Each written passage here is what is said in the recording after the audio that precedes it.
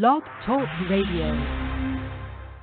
World won't get no better if we just let it be. Na na na na na na na. The world won't get no better. We gotta change it now, just you and me. Good morning. Welcome to What's New with VHHughes. I am your host, Venus Henderson-Hughes. Joining me in the studio today is my co-host, Regina Hughes. Good morning, Regina. Hello. And my other co-host just joined the studio, Christopher Hughes. Hey, what's going on, Chris? Good morning. So, today's subject matter is Drug and Alcohol Facts Week. And this week is designed for teens in mind, and it is to dispel the myths about drug and alcohol. And this week was created by the National Institute on Drug Abuse, who is part of the National Institute of Health. And now I know that when I was a teen, I did not know about this week. And the reason why I selected this is because, or this subject matter is because it is a discussion that one needs to happen. And I think that, and I know, it's not even I think, I know that it needs to happen because we have so much prevalence of drug and alcohol use in movies and music, etc., which the content that is shared from the National Institute of Drug Abuse on their website, as well as some other places, speaks about that. So what they have, and I'm not going to stay on their information for long, but I wanted to let you guys know that they have a downloadable book called Drugs Shatter the Myth. And the one thing that I really like this book, and you can get this book on their website, which is teens.drugabuse.gov / National Drug Alcohol Facts Week.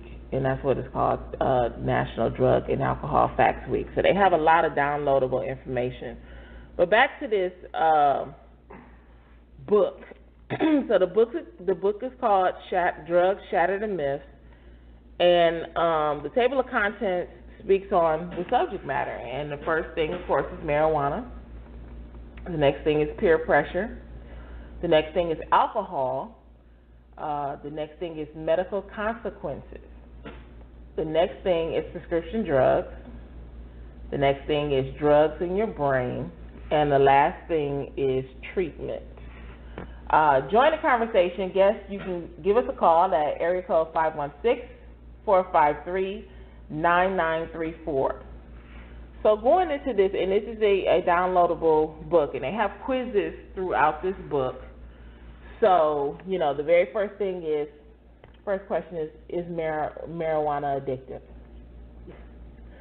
And you're right, Regina, it is addictive, and it says the chances of becoming addicted to marijuana or any drug are different for each person. For marijuana, it's about 1 in 11 people who use it to become addicted. You could be that one, is what they're saying. But in that, I think that marijuana, because I don't get down like that with any recreational drugs or drinks. Refer to as straight edge lifestyle, not bribing like that. But for those that I know that do partake, I guess the term is getting faded or. Now you speak in Spanish to me. I don't know. I don't know any of those. Faded, wasted, high, whatever. Whatever the terminology is, right. The need to escape. Right. The need to kind of like settle your mind and express your mind, wherever people that do that say, is not the use of the drug doesn't make you not be functional compared to your consumption of alcohol, for example, or harder drugs like cocaine. I don't condone it, but at the same time, someone smoking a joint or ingesting cannabis through you can actually or eat it. Pop brownies. But I don't judge on that as much, even though it seems like that's kind of a go-to drug to go to far as wanting to relax and settle down or getting their mind right, as they say, whatever, which I still don't understand it because, like I said, I don't agree with that for myself. Well, one of the facts that they have listed in this book is it says that if you smoke marijuana a lot in your teens, you could lose IQ points that might never get back. You might never get those back. So that's. So they're saying brain cells. Brain cells, yes. And they have a quiz after that, the 3-question quiz. Of course, we've heard about peer pressure, of course, all throughout our teen years. And I don't know, Gina, you've heard about peer pressure in your teen years as well, correct? When you were in high school and things like that, middle school. So, they speak about peer pressure. They speak about smoking.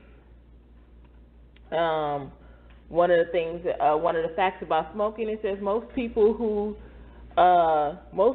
smoke started before age 18. So that's most people. And one of the things that I wanted to speak about, because I know this is popular, is a did you know? And it says, did you know e-cigarettes contain nicotine, the addictive drug in tobacco cigarettes, and other chemicals that may be harmful? More teens use e-cigarettes than tobacco cigarettes. Scientists have just started to research the health effects of e-cigarettes, but we do know one thing: users will inhale the same nicotine that they get from a regular cigarette. So there's this thought that doing a e-cigarette, a vapor?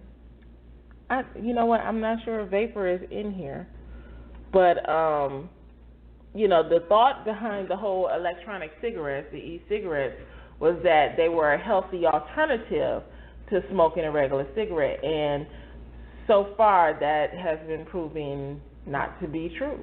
Well, the same thing with the vape. They don't have any information in here about vapors. No, but as far as the stigma of the fact that the vape is supposed to be a healthy alternative than directly smoking a well, you're cigarette. Still inhaling a toxin into your lungs. Agreed, because they want the... Regardless of the fact that it's a water vapor or whatever, it's still the same thing. Exactly, and that's why, again, I don't get down like that. I don't agree with that for myself, but people are going to do what they're going to do in order to medicate or get the feeling of euphoria that they want to have. So the next subject is drinking in here, and it says drinking and driving can add up to tragic endings. Well, again, that comes from a no duh moment, but in the United States, about 4,300 people under the age of 21 die each year from injuries caused by underage drinking, and more than 35% in car crashes. Unfortunately, I didn't.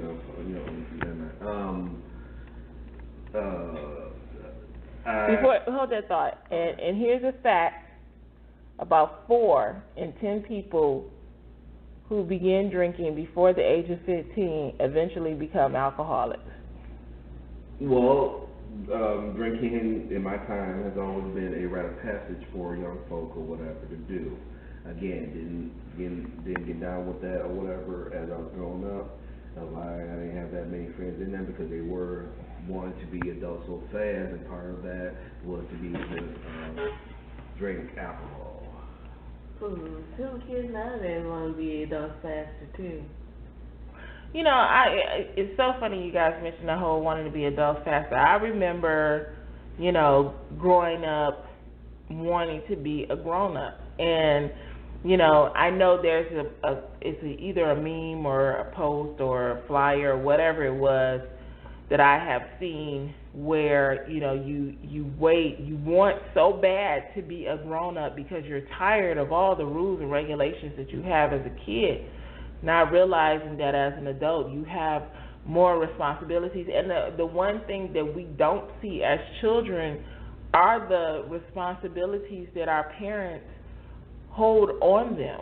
There are a lot of things that we are, blessed not to see as children, and we take those things for granted until we are placed in adulthood where you have to pay the bills. I don't know as a child if we magically think that things just happen, like the lights just automatically stay on, that the food just automatically appears in the refrigerator, that that you have heat, that you have clean clothes, like there's this magic thing that just happens. However, as an adult, you are faced with the bills that make a household run. I think in that, the young person's mind is different than they are when they get older. And to what you're saying, I think a lot of that is either not seen or even paid attention to, because as far as they're concerned, the food is in the refrigerator to make a sandwich or it can be, or get something to drink. The heat is on to warm them in the house when it's cold outside. The clothes get done. The light is on, the electricity is on for them to play their video games or charge their phones up or whatever. They are in a good state of being because their parent is providing, but as far as the logistics of, well, how does this happen, that's not in their mind because they're in the moment enjoying the fruits of their parents' labor. Yeah, but you know what? I think there's this obvious thing, and of course that goes with the whole growth of brain. There's this obvious thing that when it is not brought to you, when you're not included in that circle, then you don't have to think about it. I know, my grandmother raised me, so there was never a moment that I ever felt like there was nothing there. And I know there's a thing where little kids go into the refrigerator and there may be a whole bunch of food in there and they go, there's nothing in there to eat, because there's nothing in there to eat that you want to eat.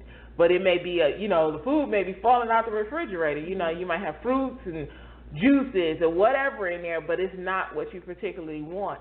There's a big difference from going into your refrigerator and there's nothing in there to eat, and there's nothing but water, or sometimes there's no water in there. And honestly, people, we have gone through that as adults, but we have made it so that our children, again, did not have to suffer in that. So that's the difference between the whole parent-child mindset thing. The next subject in this book, and like I said, I'm just doing a little overview, is medical consequences. And the first thing that it says, HIV, getting HIV from unprotected sex. When you can't think straight because you're drunk or high, you may forget to play it safe. And then there's a story about Kim, and it's again, download this book. This is a really good book. Join the conversation, guys. 516-453-9934. And the next subject in here, they speak about meth. Meth, of course, is definitely prevalent in Arizona, and it talks about meth reducing the amount of protective saliva around the teeth. And people who use meth usually drink a lot of sugary drinks. They neglect their personal hygiene, grind their teeth, clench their jaws, and this is attributed to what is called meth mouth. And the picking at their skin is because of the people who use meth hallucinate, thinking that they have bugs either on top of their skin or underneath their skin. And again, that's in there. Now, this is what I alluded to before. And it says, this is another did you know. It says, did you know you are getting bombarded with messages about drugs and songs and movies? A study done in 2008 found that 1 in 3 songs says something about drugs, alcohol, or tobacco use. And killing people. 3 and 4, rap songs, says something about drug, alcohol, or tobacco use. And of the top 100 movies over a 9-year period, so almost a decade, 7 in 10 movies showed characters smoking, and 1 in 3 movies showed people getting drunk. Now, I wish they had included television because, of course, you know, we watch, exclusion to Regina, we watch Scandal, and of course, if you watch Scandal, you know that drinking wine is a huge thing on Scandal. And I'm not sure. Millie's special brew. Or Millie's special brew. Whatever the case, there's a huge thing of drinking on Scandal, and it's not just wine; they drink other drinks as well. And I'm not sure if that's across the line for Shondaland because I don't watch all of those shows. I just watch Scandal, but they're not immune. There are other shows on television that has drinking and things like that as well. I watch Criminal Minds. I think sometimes you can see them at a bar or having dinner with wine or whatever, what have you. So there are other shows on television that show that, and I think that sort of, I guess, makes it more so acceptable with drinking, you know, and I think it's one of those things that if you are young, if you are a teen, and you watch these shows and you see that these adults are using it to sort of wind down their day, then why isn't it okay for you? Yes, you're a teen. You know you're not supposed to be drinking, but okay, they do it on a show, and I think a lot of fantasy goes over to reality in some teens' minds, not across the board. There are some teens that are well wise beyond their years, but for those who are not on that train, and they're on a whole different train or in a whole different station, if you will, that social norm becomes more intrinsic for them. It becomes, okay, well, you know, my favorite character sits and sips some wine. Why can't I? You know. Well, and that also is parent prerogative of their social background. There was an episode of Good Times back in the day. With the cousin. Of the cousin, of the Evans family, who her parents basically felt that kids, you know, having wine wasn't a big deal. And let me reiterate, their daughter, having wine at a young age wasn't a big deal. It was a social thing. Everyone should be able to get happy. It can't be a little sip of wine here and there, whatever, didn't hurt nothing. Unfortunately for them, their child ended up being a major alcoholic, unbeknownst to them, supposedly, which I couldn't understand watching the episode again after so many years. Why would you not know that your child is doing that? To have the father explain that he thought his child was on drugs, he attributed the fact that her drinking was part of the reason why she was going through what she was going through. So in that, the fact of kids nowadays, I agree with what you're saying, being the fact that all young folk do have a little better head on their shoulders than others. But for those that are peer pressured or interested and don't know how to pull back from that, that does become a problem. Now, one of the things that, sorry guys, I didn't know that was going to come up to do that. But one of the things, and I was pulling up, what you heard is, I'm pulling up ABC News, and I saw a segment with Dr. Jen Ashton, and she talked about a dry January. Now, when we think about dry, especially for those who are aware of drinking, that usually means the person is going on the wagon. They're stopping to drink because they are alcoholic or whatever, what have you. This is not the case in Dr. Jen Ashton's point of view. She is a social drinker, and what she realized is that if she was to go to a couple of parties within the week, she would have consumed over that weekly amount, whatever that amount is, and I'm not going to look that information up, but she would have gone over that amount for whatever that pinpoint is that week. And so she decided to do a dry January. She started off the year, so of course January is the month of resolutions. You start the year off with, this is what I'm going to do, this is how my year is going to go. And so for her, she decided that when it came to going to social events and things like that, she decided not to drink. So I think it's another thing as far as leading by example. My husband and I don't drink. However, and we'll get into that in a few minutes, I used to be a drinker. Not a lush per se, but I was a social drinker. I wouldn't even say social, every now and again. But anyway, the next thing in this book, and we're almost done with this book, is tobacco use. And it literally talks about the breakdown of how tobacco affects your body. So, the addiction, of course, affects your brain. You get skin damage. Cataracts, which I had no idea can come from tobacco use. Possible wrinkles, mouth cancers, throat cancers, heart disease, and, of course, lung disease. Right. Then the next they go into the prescription drugs fact of things, and they talk. One of the things that they talk about was Vicodin, and of course, in my past life, I used to be a pharmacy technician. Okay, technically, I still am because I keep my licenses up to date. But they talk about the fact that more people die from prescription pain reliever overdoses, like Vicodin and, of course, OxyContin, than from heroin and cocaine combined, which is something because back in the day, heroin and cocaine used to take out a lot of people. Yes. So that's different. And then, of course, they have a quiz on that.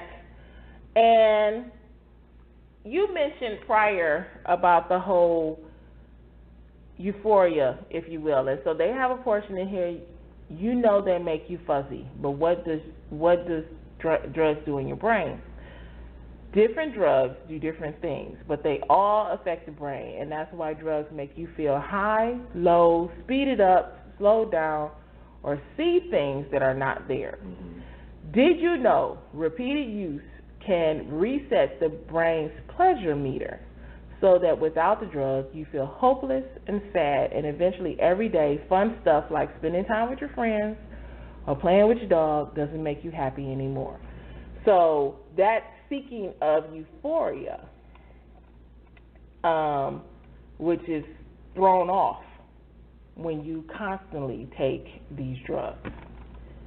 So the question, I guess, and then the last thing, of course, is rehab. Does the treatment really work? Why do people come and go so much? And, of course, that you have to, it's work. It's not something that you could just go in and they wave a magic wand and you're good to go. But as anything, someone trying to lose weight or get their studies on for a particular degree for a job, I agree that it does take a lot of work. Celebrity rehab, that I don't know if that's still come on VH1. I don't know. I don't think so. But at the time, it was interesting to me to see these folks, stars or celebrities or whatever, going. We kind of living the lifestyle of a celebrity with the drugs and alcohol or whatever, and unfortunately now that has set way to the position that they're in, that they need Dr. Drew Pinsky's help or somebody else's help in order to work to get themselves. Well, I think it pulled back the curtain. We see the whole glitz and glamour, but then you get to see the aftermath, or you get to see what the aftermath of what happens behind the scenes that you don't see. Because you don't see them when they're out there drugging and drinking or whatever. You might see them. You might see them drunk. But you don't see them when they, like if they take cocaine, you don't see them when snorting cocaine or doing, but you see the aftermath and the toll that it has taken on their body. So those shows do, show that. Now, why did I pick Drug and Alcohol Facts Awareness Week? One, it is a week geared towards teens. And, the fact of the matter is we do have a program that deals with teen sexual health. And this is interrelated to that. You know, drugs, alcohol use does relate to promiscuous behavior, which is, of course, included in that Myths Shattered book. And like I said, it's a great book. Please go on there and download it. It is available for you to have. They also have another book called The Science of Addiction that is downloadable as well. It gives you more insight. But another reason why I decided to do this is because I drank. I didn't do drugs. I drank alcohol when I was a teen. And I think it was one of those, I can't even say it was a social norm. I think it was just something that we did. No, our parents did not know that we were drinking. But I guess we had the sense not to get drunk. And I'm saying sense loosely because if we had sense, we wouldn't have drank in the first place. But it is what it is. The funny part about drinking as a teenager is that it was introduced by a neighbor to myself and a friend of mine. And the very first drink that I had was Long Island iced tea. And I just remember that it burned for real going down. Oh, man, I remember just feeling like my chest was about to explode. So you just were like, oh, that's painful. Okay, give me some more. I don't even think I asked for any more, but the thing is that I didn't get to the point like you see on some of the different movies or comedies where somebody drinks something and as soon as they drink something they throw it up. I didn't throw it up. But it was just one of those things like, oh my God. So I know the effects of what alcohol can do on the body. I lost an uncle to cirrhosis of the liver. And this uncle had battled alcohol for a long time, but he was never one to go into a rehab or something like that. He didn't feel that this man drank. And I seen him like at the point of when you have to have a bucket, if you will, a chilling bucket. For those of y'all don't know what those is the pig intestines, and they used to come in a red bucket, and he had this bucket basically by his bedside because he drank the night before and everything else, you know, is coming up the very next day. So this is like a routine for him every freaking weekend. You know, okay, I'm going to drink on Friday, Saturday I'm going to be in the bed straight up throwing up, or however day it was. And that made me sort of know that wasn't for me. You know, yeah, I tried it. I think I probably have been drunk maybe once or twice in my life. I have been to the point of, as my friend Jeshwan would say, I drank the more kiddie drinks because I did the mudslides and things like that. But I have had, you know, a shot of bourbon or whatever, what have you, or things like that. When I was 21, I felt rite of passage was to go to the bar and you know, drink at the bar. All those things that are sort of set up as social norms are not good for you. And I believe that as a adult, especially now a health-conscious adult, that is something that we should sort of get together and say, you know what, yes, on TV, but we need to fix this. You know, unfortunately, you have some people that don't feel that need to be fixed. Social norm is something supposed to be it is what it is, and for communities to be. I don't necessarily agree because, you know, for me, for example, I had things going on, you know, as far as trying things out. Some things I liked, some things I did, but for the most part, didn't feel I was the person to be drinking, and I've been dry ever since. Well, that's good to know. Guys, I thank you as always for joining us for this discussion. We will be doing this 8 o'clock Saturday time from now on, but we'll be doing it twice a month. So we will do it every other week. Chris, Regina, I thank you guys as always for joining me in the studio. Thank you for having us. And I don't know what our next subject is in a week, but, you know, I, as always, will let you know. And thanks so much for joining us this morning. for What's New with VHHughes. Again, I am your host, Venus Henderson-Hughes. You guys have a great Saturday. Bye-bye.